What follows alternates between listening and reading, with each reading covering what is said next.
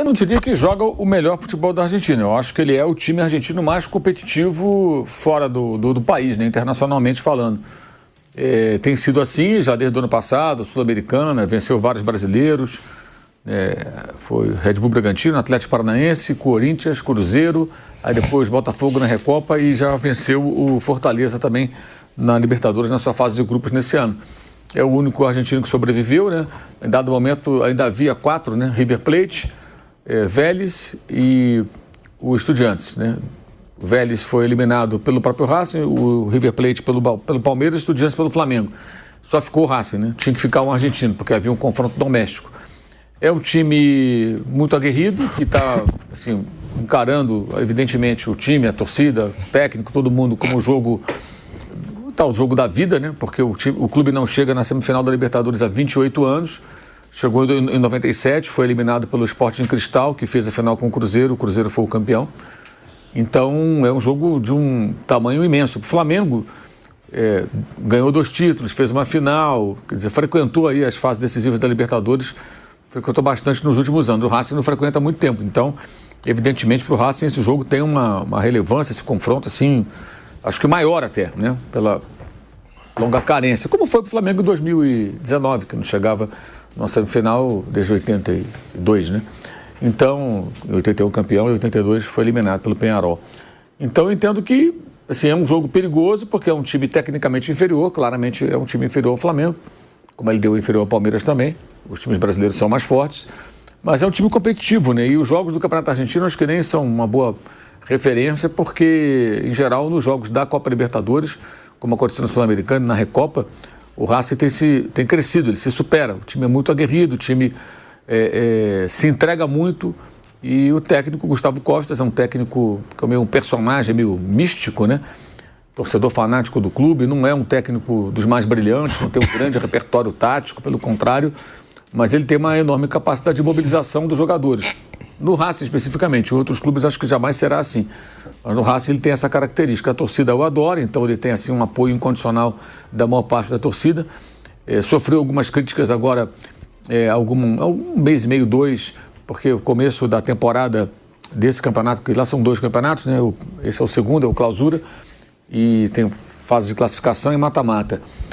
E no início perdeu 4 jogos em casa pelo Campeonato Argentino, então houve muita reclamação, muita crítica. Muita não, houve crítica, né? Melhor dizendo, houve crítica. É parecido o Costas hoje com o Renato Portaluppi no Grêmio, com a torcida do Grêmio. Sabe? Por mais que o Grêmio fosse mal, há uma dificuldade para criticar, para identificar erros. Aí sai, quando o Renato volta, parece que nada aconteceu de errado, tudo foi uma maravilha. É o paralelo que eu consigo traçar com relação ao futebol brasileiro hoje, o que seria uma combinação clube e técnico, né? É algo assim. Só que ele é um cara diferente, ele é elétrico na beira do campo, fica beijando aqueles santinhos dele. Aqui em Itaquera, quando escorregou, o carro no chão sujou todo. É um personagem. Então hoje o momento do Racing não é o melhor. Eu acho que assim, eu acho que é o time mais competitivo dos argentinos jogando as competições internacionais. Acho que mais do que o River Plate que pegou o Palmeiras. Os jogadores vão se entregar em todas as bolas, é um time chuta-chuta, abriu, chuta no gol, bola parada perigosa, vai meter bola na área do Flamengo sempre que puder. Quando tiver falta, passou do meio campo, tem falta, vão despejar na área muitas vezes. Talvez não no começo do jogo, mas é provável. E se o Flamengo conseguir manter o Racing no seu campo, e eles conseguirem passar do meio campo, tiverem falta, vão jogar a bola na área. O Martínez, Adrian Maravilha Martínez, que jogou no Coritiba, inclusive, é um bom centroavante, tem uma história, inclusive, impressionante de vida. O irmão dele foi assassinado, o cara que matou o irmão dele foi preso, foi morto, e ele foi preso, ficou 6 meses preso, acusado de ter matado por vingança, até ele provar que era inocente, ficou preso. Trabalhou de pedreiro, teve uma vida difícil, jogava em times menores, e aí chegou no Racing e, de repente, ele se transformou num centroavante que ele nunca tinha sido. É um homem muito perigoso dentro da área, sabe fazer gol, tem presença física, não é como o Guido Carrilho do Estudiantes, que deu trabalho lá em La Plata, que é maior, é grandão, né? Ele tem 1,78 m, se não me engano, quer dizer, não é um cara muito alto, mas é um atacante bem perigoso. Não tem mais a parceria com Salas, que foi para o River Plate, fez até o gol aqui no Palmeiras, na derrota do time argentino para o Palmeiras por 3-1. Mas é um cara que merece muita atenção, muito cuidado. eu acho que é um jogo que se assemelha ao que foi o confronto com o Estudiantes para o Flamengo. O Flamengo tem a missão de tentar fazer uma vitória, se possível, por um número de gols maior do que um, uma diferença maior do que um, para ter alguma vantagem no jogo de volta. Porque a mobilização lá vai ser enorme, como está sendo aqui. Os ingressos, são 4 mil ingressos para os argentinos, eles se esgotaram rapidamente. Eu acredito que muita gente que está no Rio de Janeiro não tem ingresso. Acho que isso é muito comum nesse tipo de jogo, né? Eles viajam mesmo sem ingresso atrás do time. E eu acho que é um jogo perigoso para o Flamengo. Se o Flamengo tiver a postura que você falou aí do Táchira, ou Estudiantes lá em La Plata, algo parecido, ele vai se complicar. Eu acho que ele vai se complicar. Tem que jogar como foi o primeiro tempo, especialmente, como foi aqui no Maracanã com o Estudiantes, especialmente o primeiro tempo, que foi excelente. Que já poderia ter resolvido tudo naqueles 45 minutos. Acho que a missão do Flamengo é tentar reproduzir o que foi naquele jogo. Mas o jogo de volta, se estiver em aberto, empate, derrota, diferença de um gol só para o Flamengo, acho que vai ser bem, bem pesado, porque acho que o Racing, embora o Estudiantes tenha 4 Libertadores, o Racing é um time maior, com mais torcida, estádio maior, e o time acho que é melhor também. Acho que pesa mais. O Racing é considerado maior que o Estudiantes? Sim.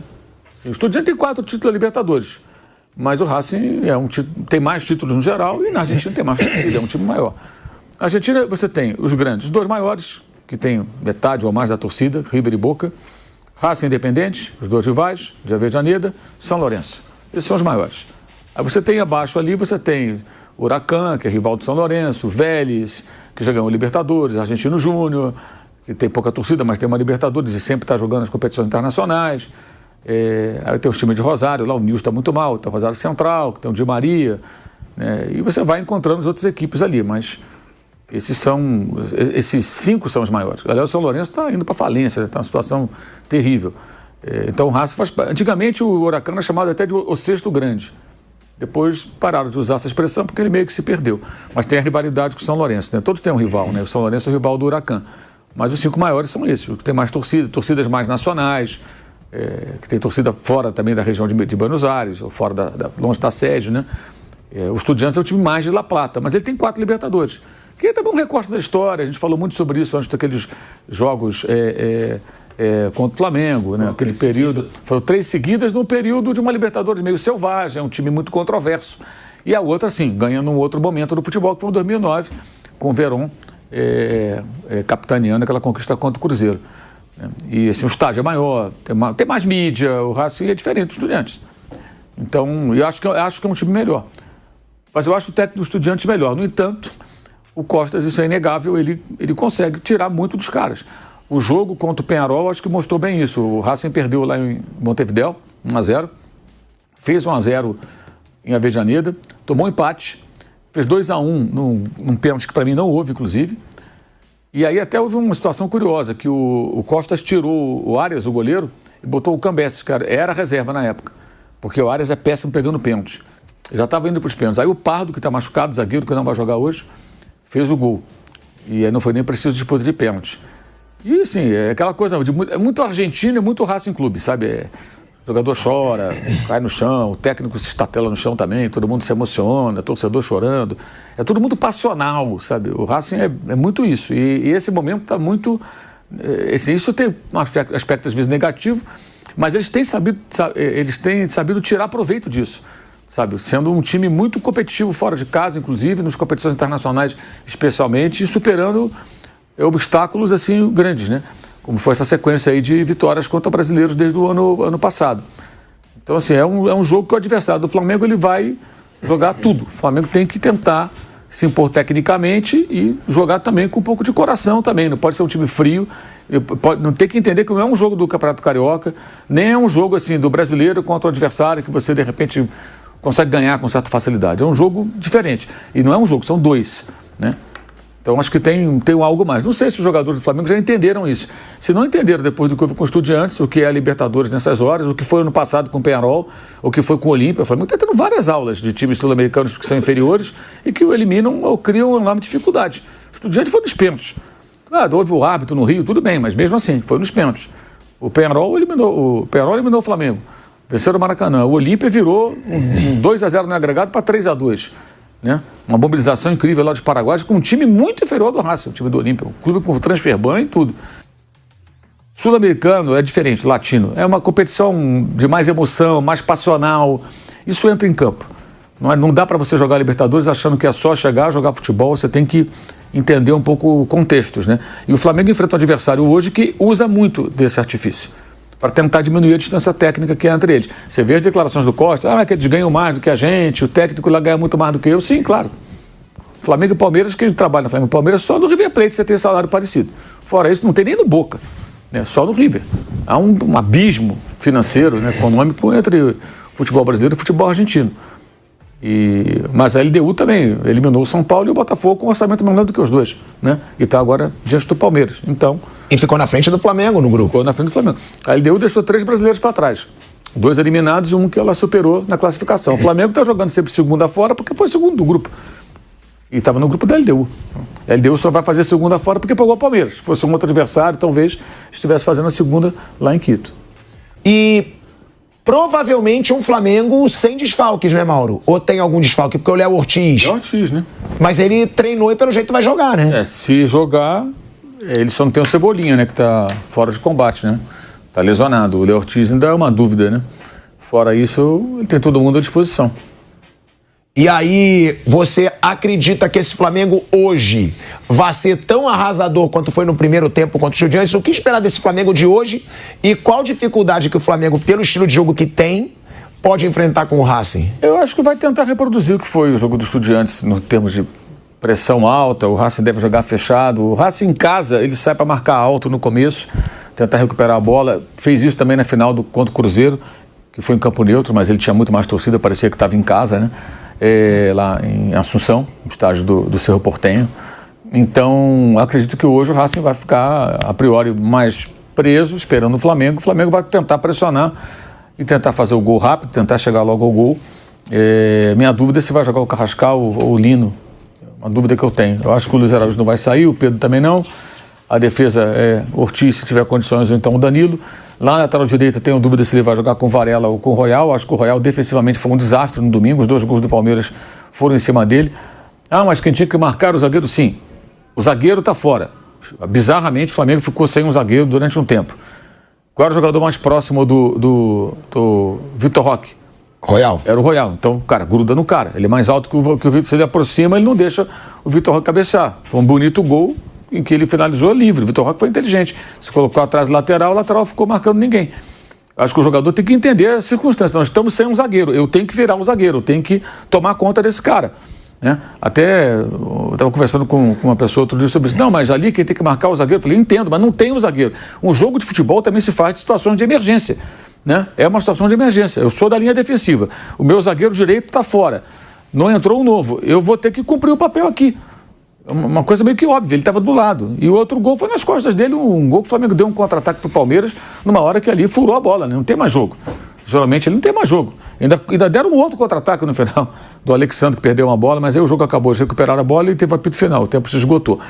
Então, não sei se o Varela volta hoje. E acho que ele vai revezar o Pulga e o Saúl, como ele fez domingo. Um estava com, não sei se ainda tem, mas até domingo estava ainda com um pouco de dores no pé, o espanhol. O chileno voltando de uma fratura no dedo, do pé. Então, imagino que ele faça de novo isso, reveze. Use um por 90 minutos, use um por 60 minutos, outro 30, algo assim.